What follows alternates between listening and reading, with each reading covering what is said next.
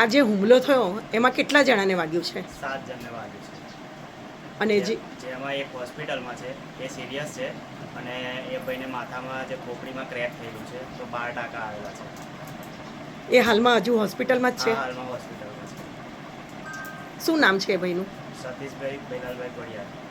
વડોદરા જિલ્લાના પાદરા તાલુકાના દલોલી ગામ ખાતે પાણી છોડવાનું કહેવાની બાબતે જીવલેણ હુમલો ડેપ્યુટી સરપંચ તથા સરપંચ તરફથી અને અન્ય તેમના સાગીરતો કરેલ છે. તમે જોઈ શકો છો કે જીવલેણ હુમલો કરવાથી કેટલાકના માથા ફાડી ગયેલા છે અને માથામાં ટાંકા તથા અન્ય હાથ તોડી નાખવામાં આવેલા છે તથા જાનથી મારી નાખવાની ધમકી આપવામાં આવેલ છે. શું આવા ડેપ્યુટી સરપંચ તથા સરપંચ હોવા જરૂરી છે? તો આ ભ્રષ્ટાચારને વધારો આપવાનું કાર્ય નથી. એક જ ગ્રામજનોની માગણી છે કે સરપંચ તથા ડેપ્યુટી સરપંચ રાજીનામું આપવું જોઈએ. આવો સરપંચ તથા ડેપ્યુટી સરપંચ હોવાથી ગામનો વિકાસ નહીં પરંતુ વિનાશ સર્જે છે અને વિનાશ થતો હોય છે. તે માટે હવે ગામના લોકોની માંગણી છે કે સરપંચ તથા ડેપ્યુટી સરપંચે ફક્ત અને ફક્ત રાજીનામું આપવું જરૂરી છે, જેથી ગ્રામજનોને શાંતિનો શ્વાસ લેવામાં અનુભવ પ્રાપ્ત થાય એવી ગ્રામજનોની માંગણી છે. તો હવે જોવાનું રહેશે કે શું દણોલી ગામમાં ડેપ્યુટી સરપંચ તથા સરપંચ રાજીનામું આપશે કે નહીં આપે ને જો નહીં આપે તો ગ્રામજનોનો આક્રોશ ક્યાં સુધી જઈ શકે છે એ જોવાનું રહેશે. હવે એમાં એવું હતું કે અમારા ઘરે છેલ્લા 15-20 દિવસથી પાણી નહોતું આવતું, તો અહીંયાથી જે સરપંચ છે એના ભાઈનો છોકરો જતો હતો, તો એ ભાઈને મારા મમ્મી દ્વારા કહેવામાં આવ્યું કે પાણી છોડો એમ. એટલે એ ભાઈ અહીંયા રહીને જતો હતો, તો ગાડી કંઈક બોલ્યો હશે. હવે જે કામ ડેપ્યુટી સરપંચ કરે છે અત્યારે અમારે પાણી છોડવાનું, પણ એ કામ સરપંચના ભાઈના છોકરા દ્વારા કરવામાં આવ્યું, જેની ઉંમર હજુ 18 વર્ષથી નાનો છે. આ જે સરપંચનો જે ભાઈનો છોકરો છે કે ડેપ્યુટી સરપંચના ભાઈનો છોકરો છે, એ ઉંમરમાં નાનો છે. આ જાણ હોવા છતાં આ કાર્ય કોણ કરાવી રહ્યું છે એમની પાસે?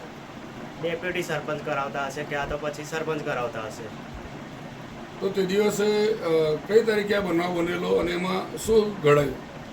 23 તારીખે સવારે 9:30 થી 10ની વચ્ચે આ બનાવ બનેલો છે.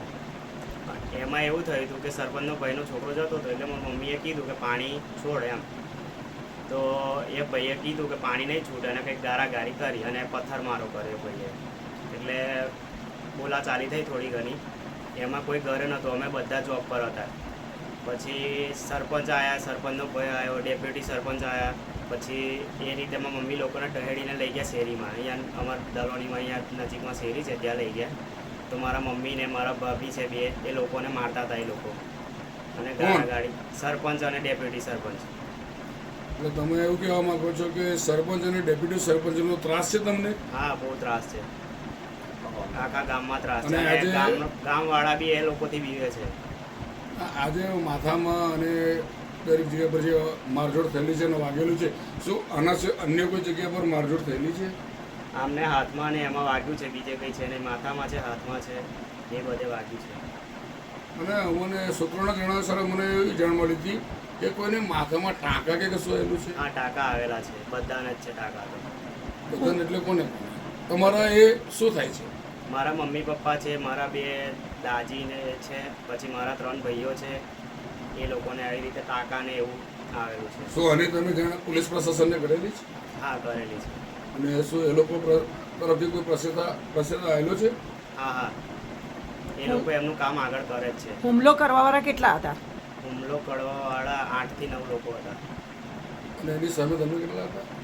અમે બી એટલા જ હતા, પણ એમાં એવું હતું કે વધારે અમારામાં લેડીઝ હતા, અને બધા જેમ જેમ આવ્યા એ લોકોએ પાછળથી સપાટા મારી અને બધાને ઘાયલ કર્યા. તો હવે તમારી માંગ શું છે? અમારી એક જ માંગ છે કે સરપંચ સસ્પેન્ડ થવો જોઈએ, સરપંચ ડેપ્યુટી સરપંચ બી સસ્પેન્ડ થવો જોઈએ, અને એમને બી કડક ને કડક સજા મળવી જોઈએ. એ લોકો હથિયાર સાથે લઈને આવ્યા હતા? હા, હથિયાર સાથે હતા, જેમાં લોખંડનું પાનું હતું, સરપંચના જે પતિ છે એમના હાથે કડું હતું, પછી લાકડીઓ ને એવું બધું હતું. બીજું અન્ય કોઈ? ના, બસ એ બધું હતું. અમે એ બધું જોયેલું છે. બીજું કોઈ ઘાતક હથિયાર? બીજું કોઈ પણ ઘાતક હથિયાર હતું? ના ના, કંઈ નહીં.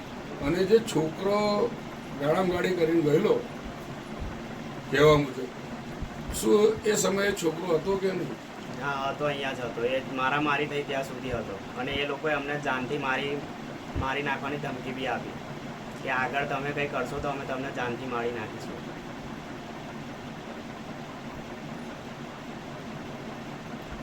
કયું ગામ છે આ? દલોની ગામ, પાદરા તાલુકો, જિલ્લો વડોદરા. તમારું નામ? મારું નામ પડિયાર જતીન. આ ક્ષણે જે બન્યું છે તેની દરેક અપડેટ સૌથી પહેલા અને સૌથી સચોટ માત્ર બરોડા આજતક લાઈવ પર ખબર એ જ જરૂરી છે અને સત્ય એ જ બતાવવું જરૂરી છે. રહો તૈયાર, કારણ કે હવે ખુલાસો થશે સંપૂર્ણ સત્યનો. જોડાયેલા રહો બરોડા આજતક લાઈવ સાથે.